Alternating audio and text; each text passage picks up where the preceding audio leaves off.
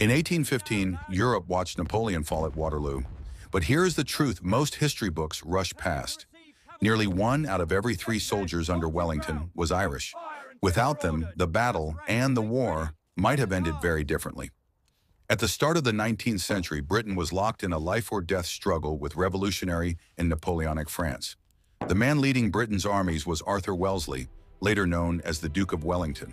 But Wellington's success did not rest only on strategy or maps. It rested on manpower, and much of that manpower came from Ireland. After the Act of Union in 1801, Ireland was officially part of the United Kingdom. In reality, it remained poor, unequal, and politically powerless. For many Irish men, the army offered something rare: regular pay, food, and survival. By the early 1800s, historians estimate that 30 to 40% of the British Army was Irish-born. Some regiments were overwhelmingly Irish in composition. Wellington knew this. He once dismissed his troops as the scum of the earth. Yet in the same breath, he admitted that once trained, they were capable of extraordinary endurance. In 1808, Britain entered the Peninsular War, sending troops to Portugal and Spain to fight Napoleon's forces. This was where Wellington earned his reputation. Irish regiments formed the backbone of his infantry. The 27th Inniskilling Regiment, the 18th Royal Irish, the 87th Prince of Wales's Irish Regiment, and the 88th Connaught Rangers marched through heat, disease, and constant combat. At the Battle of Talavera in 1809, Wellington's army faced intense French attacks. Irish units held their positions under brutal fire. The battle was costly, chaotic, and barely a victory. Wellington was rewarded with a title. The Irish soldiers were rewarded with graves.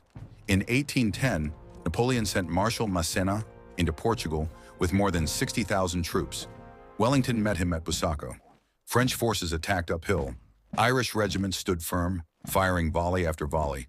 The French were repelled. Then Wellington withdrew, by design. Behind him stood the lines of Torres Vedras, massive defensive works protecting Lisbon. Irish soldiers manned these fortifications for months.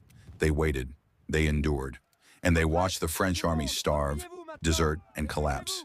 It was a victory won by patience and discipline, qualities demanded most from the men in the ranks.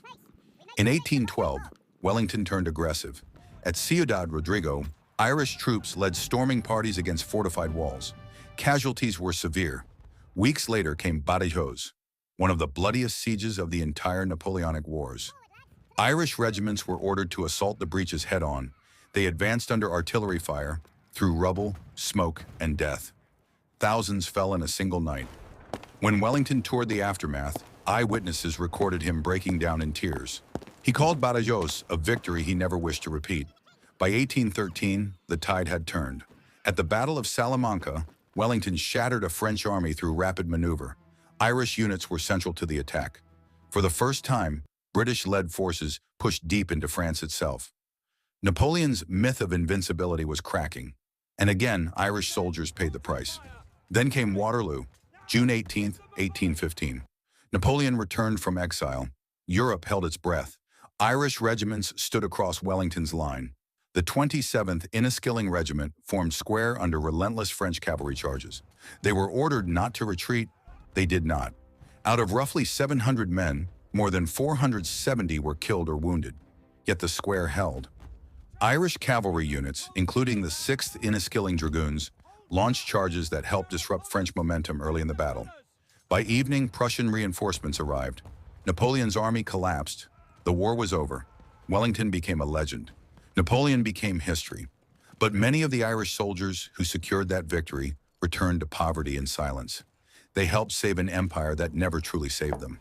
History remembers the general. But it was Irish regiments who carried his victories, step by step, battle by battle, into history.